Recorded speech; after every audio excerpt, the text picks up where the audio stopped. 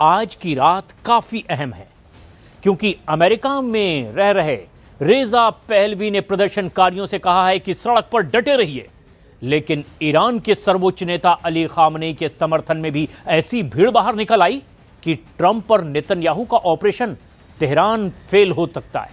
और इसी को लेकर के ट्रंप ने अपनी 3 टारगेट साफ कर दिए हैं, जिसमें ईरान के बाद अब कौन होगा, पूरी दुनिया बस यही नाम जानना चाहती है।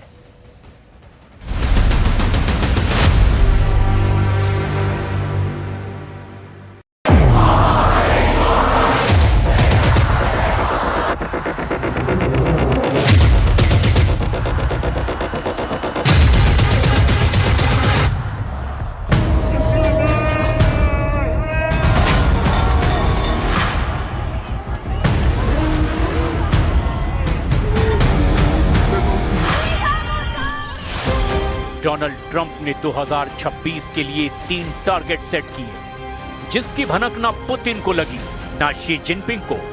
ईरान को भी ऐसा सरप्राइज मिला कि खामनेई देखते रह गए। ईरान में भड़काई गई आग में तख्ता पलट की कोशिश हो रही है। दावा किया जा रहा है कि ईरान में 200 लोगों की मौत हो चुकी है और तेहरान से लेकर मशहद समेत कई शहरों में न सिर्फ आगजनी हो रही है, बल्कि कई जगह हथियारबंद प्रदर्शनकारियों ने सुरक्षा बलों पर भी हमला कर दिया है।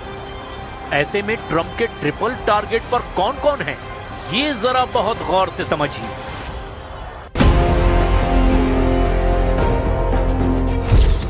ट्रंप का पहला टारगेट वेनेजुएला, जो 2026 के पहले हफ्ते में ही ट्रंप ने हासिल कर लिया।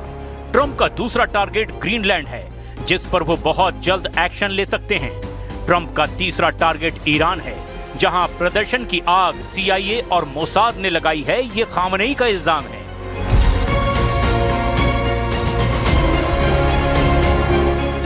ट्रंप ने 2026 वाले युद्ध में सबसे बड़ी जंग लड़ने का फैसला कर लिया है।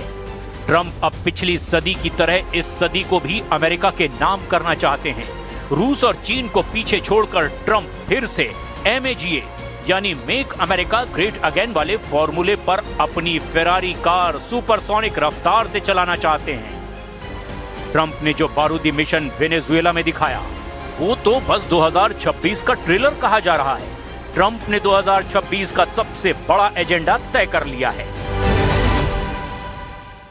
Be working with Venezuela. We're going to be making the decision as to which oil companies are going to go in, that we're going to allow to go in. So you're dealing with us directly. You're not dealing with Venezuela at all. We don't want you to deal with Venezuela. Nicolas Maduro को उठाकर America लाए जाने की तस्वीरों ने पूरी दुनिया को दहला दिया। ट्रंप अब एक अलग आक्रामक मूड में हैं। ग्रीनलैंड की बर्फ अब ट्रंप के गुस्से को देखकर पिघल रही है। ये खतरा पूरे यूरोप को सता रहा है कि अब ट्रंप नेटो तोड़ डालेंगे।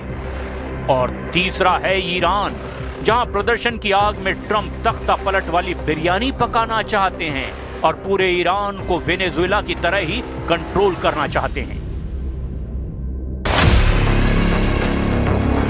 तेहरान से 40 किलोमीटर पश्चिम में ये है करज शहर का हाल। यहाँ दंगाइयों ने एक सरकारी इमारत को आग के हवाले कर दिया है।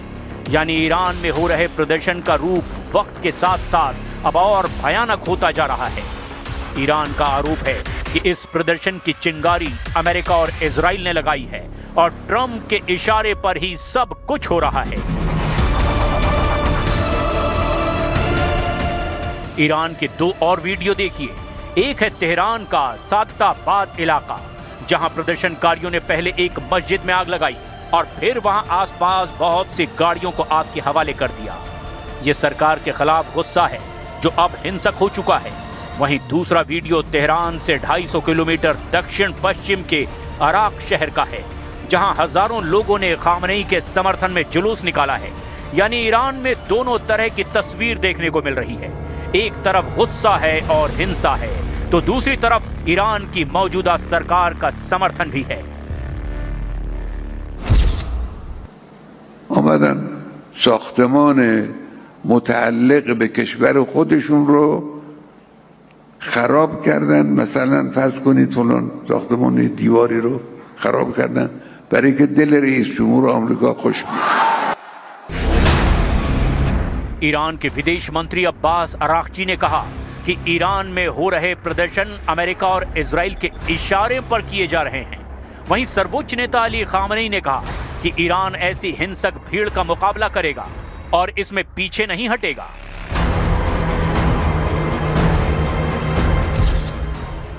इसमें कोई शक नहीं कि डोनाल्ड ट्रंप के जहन में इस वक्त सिर्फ और सिर्फ तेल चल रहा है।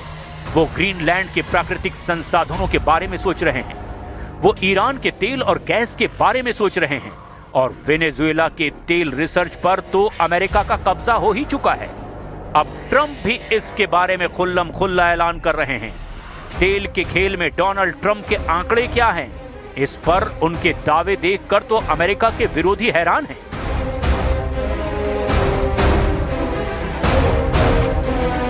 ट्रंप बता रहे हैं कि वेनेजुएला अब उनके इशारे पर चलेगा और ऐसे ही वो अब पूरी दुनिया को अपनी उंगलियों पर नचाना चाहते हैं। डोनाल्ड ट्रंप ने साफ कर दिया है कि अमेरिका की कंपनी अब वेनेजुएला के तेल ठिकानों को कंट्रोल करेगी और उससे अमेरिका बम्पर फायदा कमाएगा।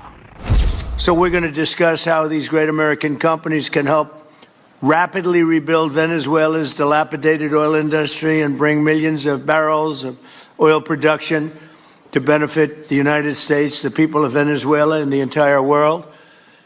And yesterday, the number is 30 million barrels.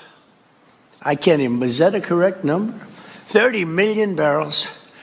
You hear that, Peter?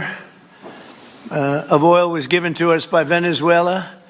That's a lot of oil. It's about $4 billion worth, and it's on its way to the United States right now.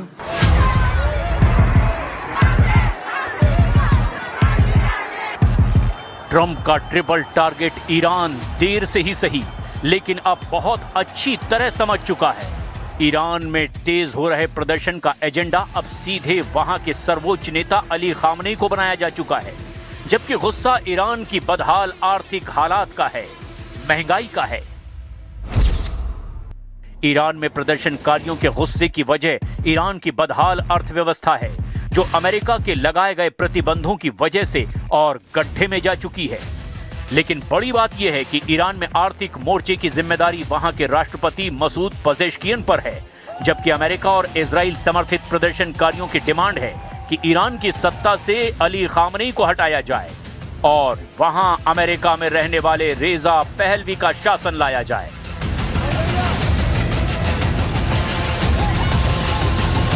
Iran में हो रहे हिंसक प्रदर्शन के खिलाफ अब Ali Khamenei ने बहुत सख्त आदेश जारी कर दिया है। ईरान में ऑर्डर दिया जा चुका है कि कोई भी सरकारी संपत्ति को नुकसान पहुंचाएगा तो उसके साथ ऐसी सख्ती से निपटा जाएगा कि पीढ़ियां याद रखेंगी। लेकिन बड़ा सवाल यह है कि डोनाल्ड ट्रंप और बेंजामिन नेतन्याहू की जोड़ी से ईरान टक्कर कैसे लेगा।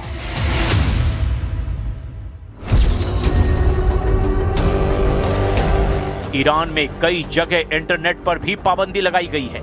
वहीं ईरान का दावा है कि प्रदर्शनकारियों की हिंसा में कई पुलिस अफसरों की मौत हो चुकी है। इसमें पाकिस्तानी आतंकी गुट जैश अल अदल के हमले भी शामिल बताए जा रहे हैं। खामनेई ने ट्रंप पर सीधा हमला किया है। खामनेई ने कहा कि डोनाल्ड ट्रंप के हाथ ईरानी लोगों के खून से सने हुए हैं। खामनेई ने कहा कि ट्रंप के खिलाफ प्रदर्शन हो रहे हैं, उन्हें अमेरिका पर ध्यान देना चाहिए।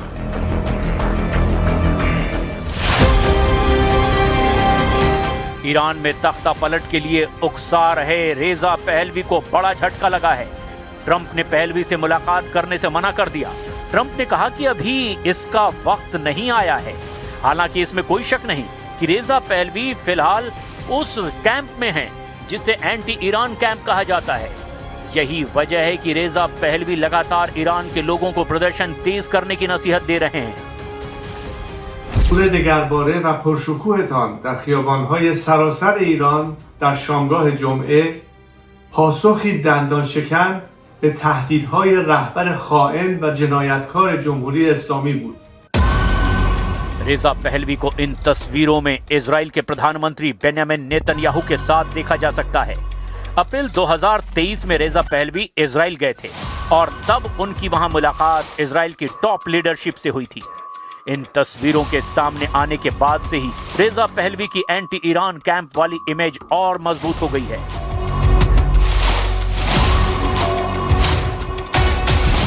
इस वक्त ईरान में आर्थिक बदहाली का बहाना लेकर प्रदर्शन का लेवल इस गहराई तक पहुंचाने की कोशिश है कि तख्ता पलट ही हो जाए। ईरान में चल रही इस मुहिम का रिमोट कंट्रोल अमेरिका में है और ये बात भी साफ हो चुकी है क्योंकि अमेरिका में रहने वाले रेजा पहलवी ने ईरान में प्रदर्शन तेज करने की मांग की है। रेजा पहलवी शाह मोहम्मद रेजा पहलवी के बेटे हैं। इनके खिलाफ ईरान में 1979 में क्रांति हुई थी। इन्हीं सभी समीकरणों के सेंटर में अब ईरान अमेरिका का बड़ा टारगेट बन चुका है।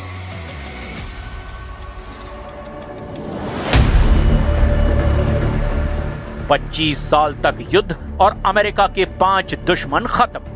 सवाल यह है कि क्या 2026 में अमेरिका खत्म कर देगा अपना छठा और सबसे बड़ा दुश्मन? क्या ईरान अब अमेरिका का वो आखिरी फ्रंट है जिसे डोनाल्ड ट्रंप किसी भी कीमत पर जीतने जा रहे हैं?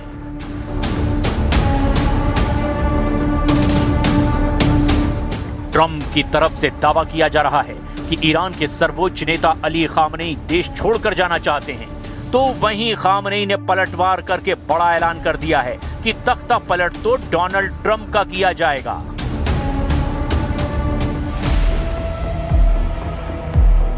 वैसे डोनाल्ड ट्रंप के सामने अब नया मोर्चा ग्रीनलैंड भी बन चुका है।